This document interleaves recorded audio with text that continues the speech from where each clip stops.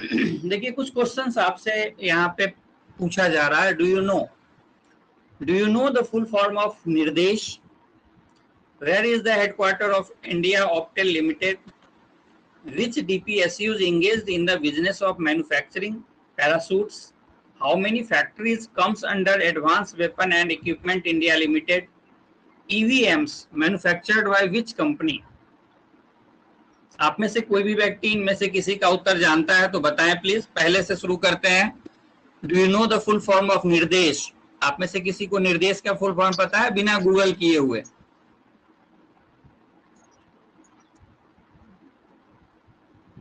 नहीं।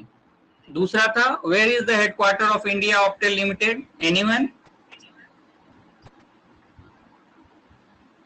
नो। तीसरा क्वेश्चन था which DPSUs engaged in the business of manufacturing parachutes?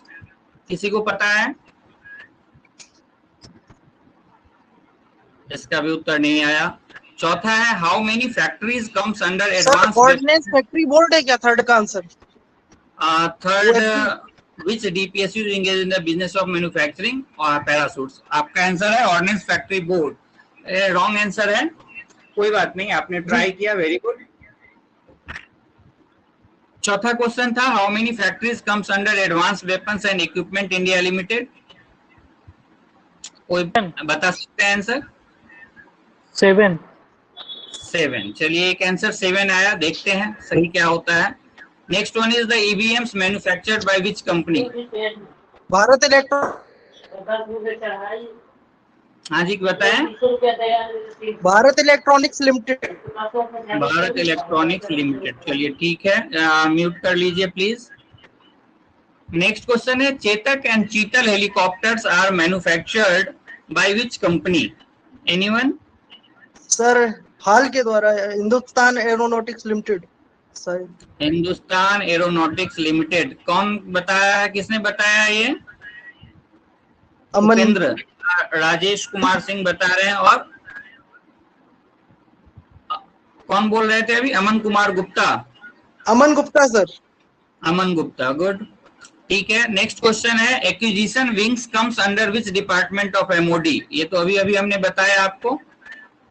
Next question था OFB was renamed as which name? OFB को किस नाम से रीनेम किया गया? Anyone? Directorate of general. Directorate of general. ये भी आंसर, ये किसने आंसर दिया है, नाम बताइए। मंटू कुमार सर। मंटू कुमार। आधा आंसर है, पूरा आंसर नहीं है, कोई बात नहीं। Next question is the 41 production units was restructured in how many DPSUs? कितने DPSUs में बांटा गया है? 7 सर। 7। और which is the largest DPSUs? नहीं पता, कोई बात नहीं।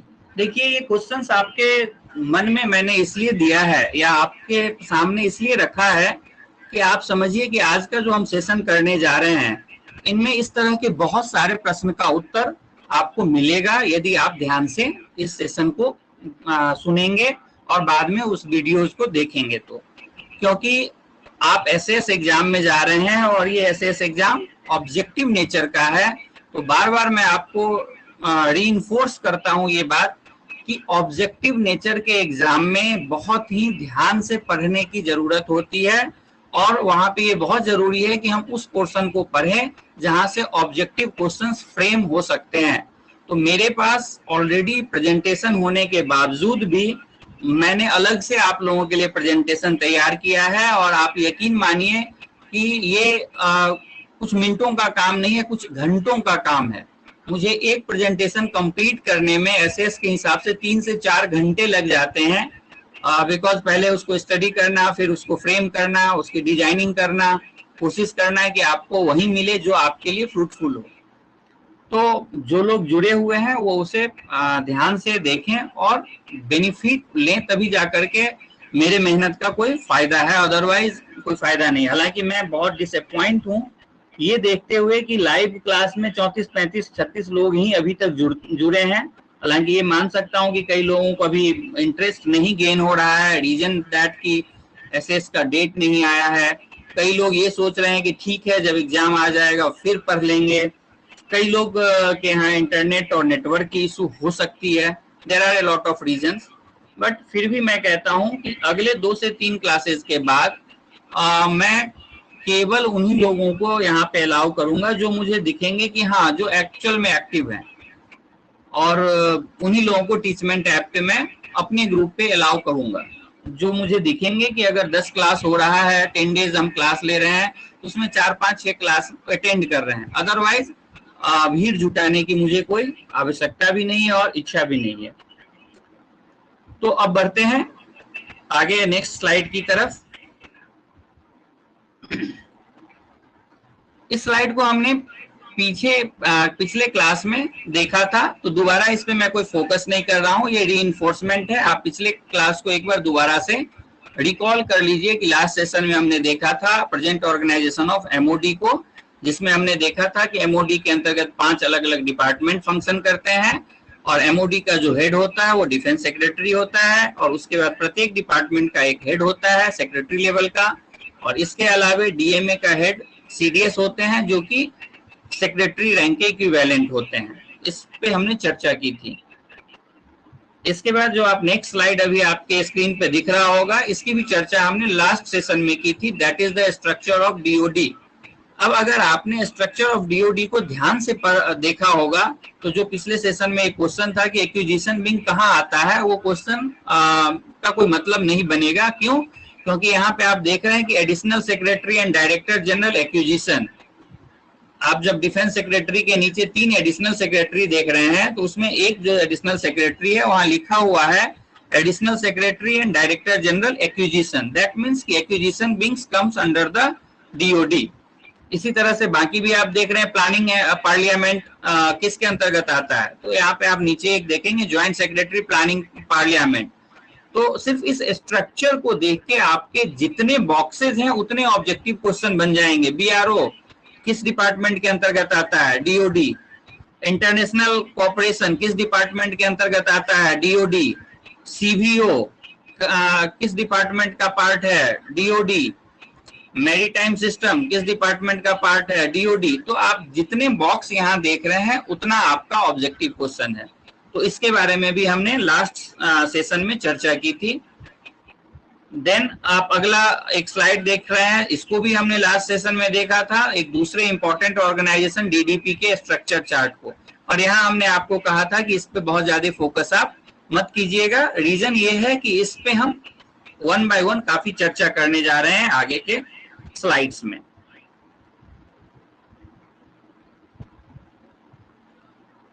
देन इस स्लाइड को भी हमने लास्ट सेशन में देखा था, जिसमें हमने डीडीपी के अटैच्ड ऑफिस के बारे में बताया था। जिस तरह से डीओडी के स्ट्रक्चर चार्ट को आप देख करके बता सकते हैं कि डीओडी का कौन कौन सा पार्ट है, उसी तरह से इस स्लाइड को अगर आप ध्यान से देखेंगे तो आप ये बता सकते हैं कि डीडीपी के अंतर्गत कौन कौन से ऑर्गेनाइजेशन या कौन कौन से उसके ऑफिसेज हैं जो उसके अंतर्गत काम करते हैं। जैसे डायरेक्टरेट ऑफ स्टैंडर्डाइजेशन किस डिपार्टमेंट का पार्ट है, तो बहुत इजीली आंसर दिया जा सकता है, डीडीपी का पार्ट है। Directorate of ordnance coordination and services किसका पार्ट है, तो बहुत इजीली आंसर दिया जा सकता है, it is the part of DDP. तो सिर्फ आप इस पिक्टोरियल पीपीटी को देख करके काफी हद तक ऑब्जेक्टिव क्वेश्चन को अपने दिमाग में फ्रेम कर सकते हैं। यहां से आपका आज का सेशन शुरू हो रहा है, जहां पे लास्ट जो स्लाइड था जिसमें हमने कुछ ऑर्गेनाइजेशन की बात की थी, उसके कुछ पॉइंट्स को देखेंगे। This is the first slide, जिसमें आप देख रहे हैं कि directorate general of quality assurance DGQA के बारे में बताया गया है। क्या क्या बताया गया है? It is an inter service organisation, it is responsible for second party quality assurance of all defence stores and equipment, both imported as well as indigenous for the army navy, excluding naval armaments, common user items for the air force procured from private sector public sector undertakings। क्या मतलब बना? कह रहा है कि DGQA क्या कर रहा है, डीजीक्यूए रिस्पॉन्सिबल किस चीज के लिए? क्वालिटी एश्योरेंस के लिए। अब क्वालिटी किस चीज का एश्योर करेगा? जो डिफेंस के स्टोर्स ऑफ इक्विपमेंट होते हैं। किस तरह के इक्विपमेंट्स और स्टोर्स होते हैं? 2 तरह के इक्विपमेंट और स्टोर्स होते हैं, एक होता है इंपोर्टेड और एक होता है इंडिजेनियस। यानी या तो आप घर के अंदर बनाते हैं, घर मतलब देश के अंदर बनाते हैं, या फिर आप विदेश से दूसरे देशों से सामान को इंपोर्ट करते हैं, तो उनकी जो क्वालिटी इंश्योरेंस है उसके लिए एक ऑर्गेनाइजेशन है DGQA। इसी तरह से आर्मी, नेवी और एयरफोर्स और PSUs के द्वारा जो भी आइटम्स बनाए जाते हैं और यूज किए जाते हैं उसके क्वालिटी को एश्योर करने का काम किसका होगा? DGQA का होगा। नेक्स्ट स्लाइड पे देखते हैं DGAQA। DGQA का जो काम है उसी में आप सिर्फ एयर जोड़ दीजिए, यहाँ पे हो गया directorate general of aeronautical quality assurance. It is a regulatory authority for quality assurance and final acceptance of military aircrafts, associated accessories, stores including air armaments and unmanned aerial vehicle, providing technical consultation to Ministry of Defense, service headquarter and main contractor during various stages of procurement and in-house manufacture of defense aero stores. Headquarter at New Delhi through a network of 47 field establishment detachments spreads across the country. Nodal agency for missile system quality assurance and strategic system quality assurance group. क्या क्या important यहाँ पे आप देख रहे हैं? एक common perception यहाँ पे क्या बना कि एयर से रिलेटेड या एयरफोर्स से रिलेटेड जो एयरक्राफ्ट्स हैं, एसोसिएटेड एसेसरीज हैं और भी जो इक्विपमेंट्स हैं उसके क्वालिटी एश्योरेंस का काम कौन करता है? DGAQA करता है। कहाँ इसका हेडक्वार्टर है? न्यू दिल्ली में इसका हेडक्वार्टर है। नेटवर्क यानी कितने ऑफिस हैं? 47 हैं। इस पे कभी भी मत जाइएगा, कभी भी कोई ऑफिस खुल सकता है, कोई ऑफिस बंद हो सकता है, तो इसलिए 47 का कहीं 46 दिखे, कहीं 48 दिखे तो बहुत कंफ्यूज नहीं होना है। आज के डेट में मिनिस्ट्री ऑफ डिफेंस के वेबसाइट पे 47 का आंकड़ा दिखाया गया है। जो सबसे लास्ट पॉइंट है that is very important point, यह नोडल एजेंसी किसके लिए है? मिसाइल सिस्टम क्वालिटी एश्योरेंस के लिए। भारत की जो मिसाइल टेक्नोलॉजी को जो क्या कहते हैं छोड़ने का जो प्रणाली है वहां पे क्वालिटी एश्योरेंस करने का काम यही करता है DGAQA। बढ़ते हैं नेक्स्ट स्लाइड की तरफ। एक और इंपॉर्टेंट ऑर्गेनाइजेशन है DDP के अंतर्गत, that is the directorate of standardisation. इसकी स्थापना 26 जून 1962 को हुई थी अंडर DRDO और इसे 1965 में ट्रांसफर कर दिया गया था DDP डिपार्टमेंट के अंतर्गत। 9 स्टैंडर्डाइजेशन सेल्स हैं जो कि अलग अलग जगहों पे लोकेटेड है। इनको बहुत जरूरी नहीं है याद करना, आपको सिर्फ अगर क्वेश्चन आएगा भी तो ये आएगा कि कितने स्टैंडर्डाइजेशन सेल हैं, कहाँ कहाँ लोकेटेड है? Isapur, Kanpur, Bangalore, Pune, Jabalpur, Chennai, Dehradun, new Delhi and Hyderabad. इसके अलावा 3 detachment located at Mumbai, Visakhapatnam and Kochi. क्या इंपॉर्टेंट है? सबसे पहले कब एस्टेब्लिश्ड हुआ? That is 26 June 1962। DDP के अंतर्गत कब आया? 1965। कितने स्टैंडर्डाइजेशन सेल है? 9। कितने डिटैचमेंट लोकेटेड है? 3। नेक्स्ट स्लाइड में इसी की कंटिन्यूएशन में है। इसके 2 ट्रेनिंग इंस्टीट्यूट है, 2 training institutes at Pune and Delhi signed a landmark agreement with Allied Committee on 10th June 2008 for India to become a member of AC-135, the apex body of NATO codification system NCS। देखिए NATO एक organisation है, आप सभी जानते हैं।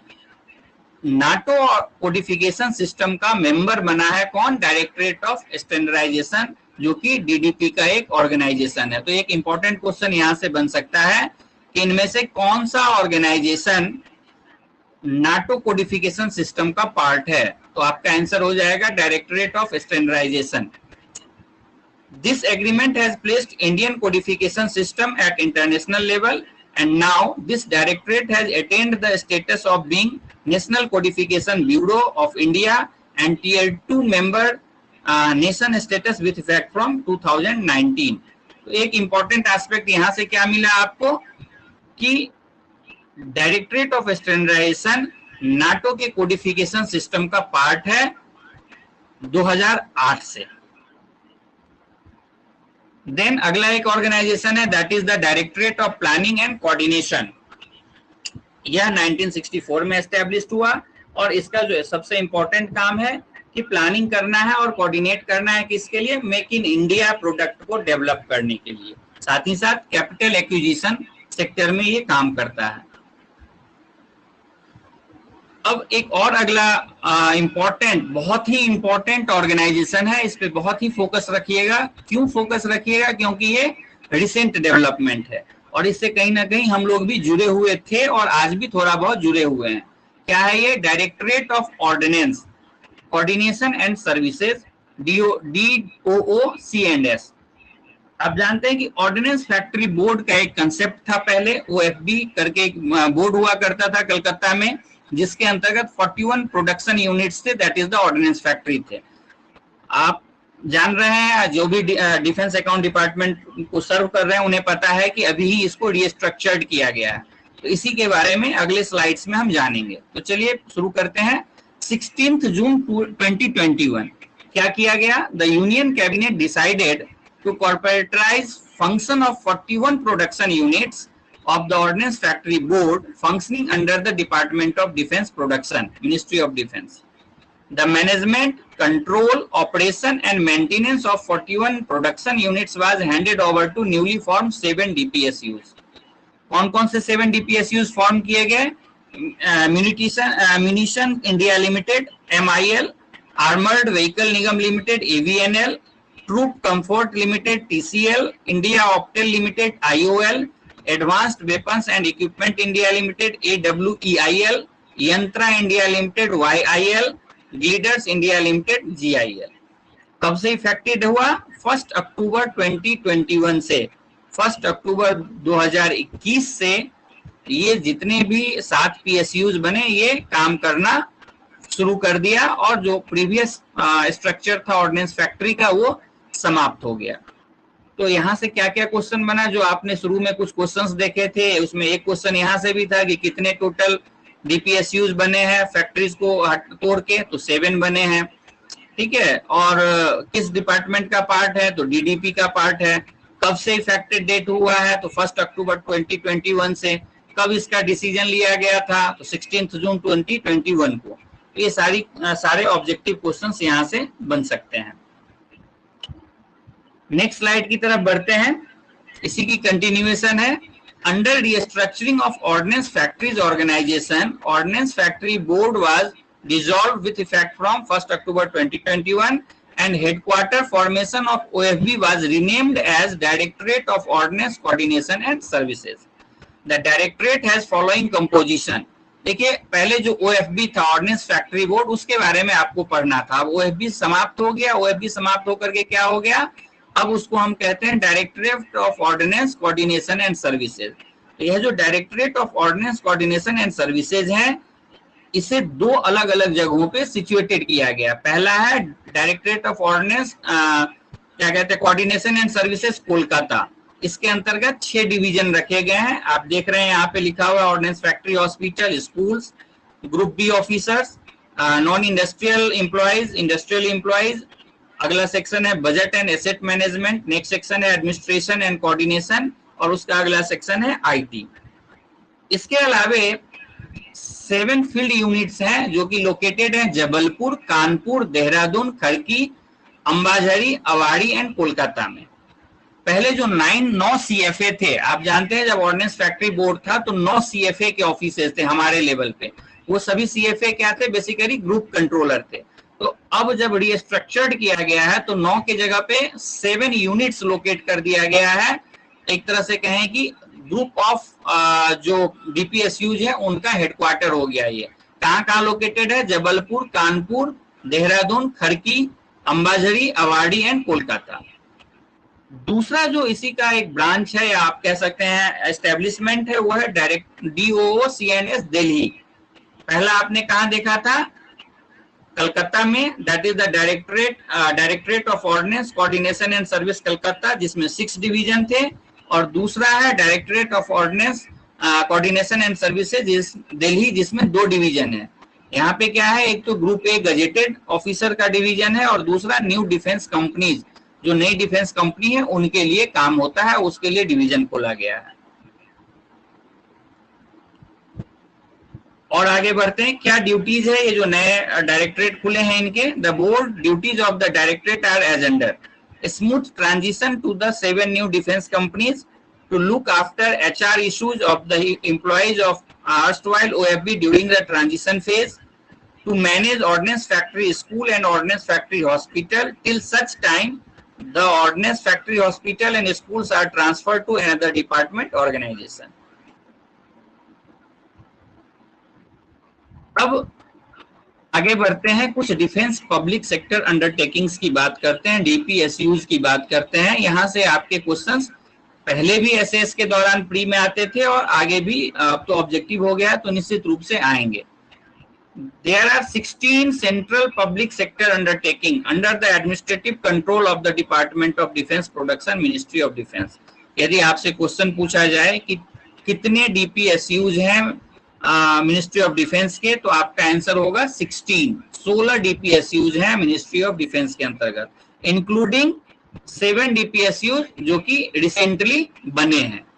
कौन कौन से हैं, शुरू करते हैं, थोड़ा थोड़ा उसके बारे में कुछ पॉइंट्स यहाँ पे दिए गए हैं। First one is the Hindustan aeronautics limited HAL। अब यहाँ पे मैंने पॉइंट वाइज लिखा है, क्या है ये, it is a navratna company, largest DPSUs है। ये क्वेश्चन हमने पूछा था कि लार्जेस्ट डीपीएसयू क्या है, तो हिंदुस्तान एरोनॉटिक्स लिमिटेड। क्यों बनाया गया इसको, built up comprehensive skills in design, development, manufacture, maintenance and upgrade of fighter, trainers, helicopters, transport, aircraft, arrow engines, avionics system and accessories. कितने प्रोडक्शन डिवीजन है, 20 प्रोडक्शन डिवीजन है और 10 इसके R&D सेंटर है। मेन पॉइंट यहाँ पे क्या हो गया, एक तो ये सबसे बड़ा लार्जेस्ट डीपीएसयू है और दूसरा ये एक नवरत्न कंपनी है। बाकी जो 3 पॉइंट है, 20 प्रोडक्शन डिवीजन और 10 R&D सेंटर्स, ये आपको ना तो याद रहेगा जल्दी और ना पूछना चाहिए।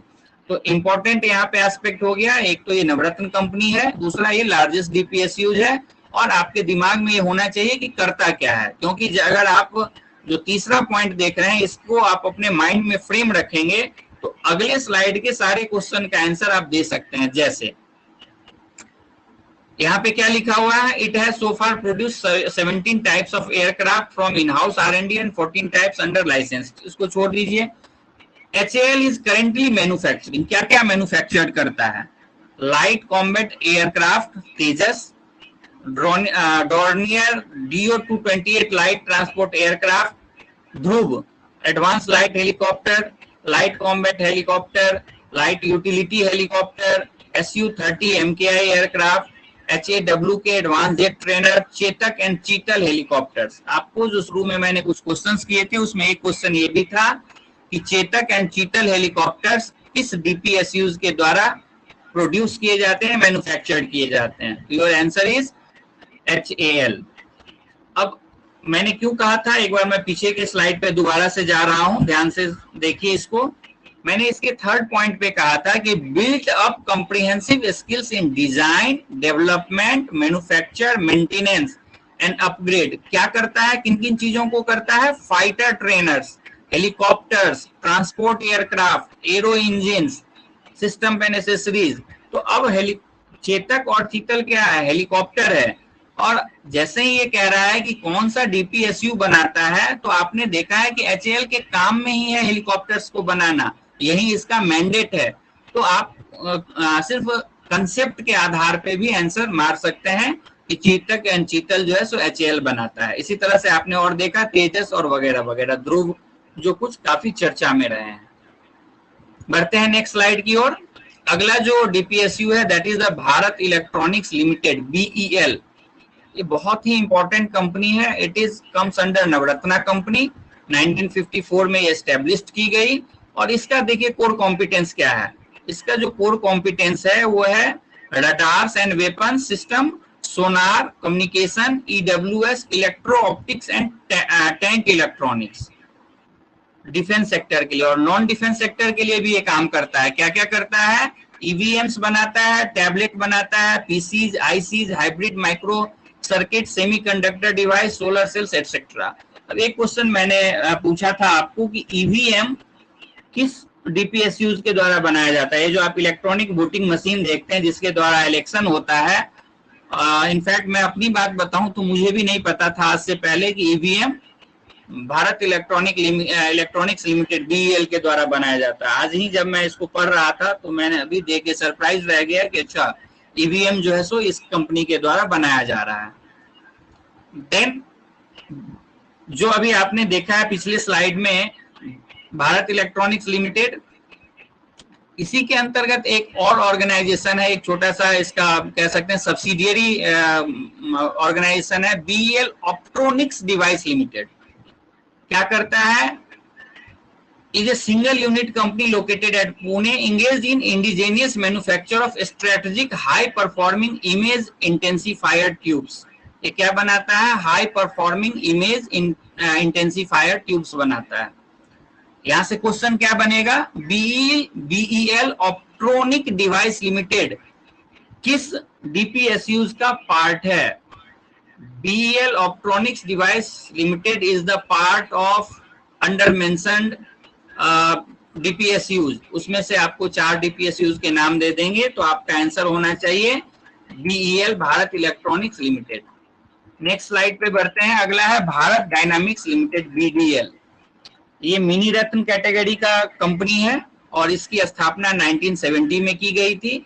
और इसका जो इंपॉर्टेंट काम है that is the anti tank guided missile. Anti tank guided missile बनाता है जिसमें surface to air weapon system, strategic weapon, launcher, under water weapons, decoy and test equipments है।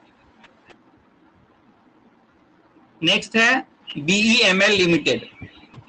1964 में इसकी एस्टेब्लिशमेंट हुई, मिनी रत्ना है और ये design, development, manufacturing, sales and after sales activities of a wide range of areas of mining and construction में लगा हुआ है।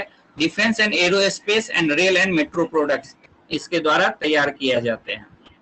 Next one is the Mishra Dhatu Nigam limited, Midhani. 1973 में एस्टेब्लिश किया गया।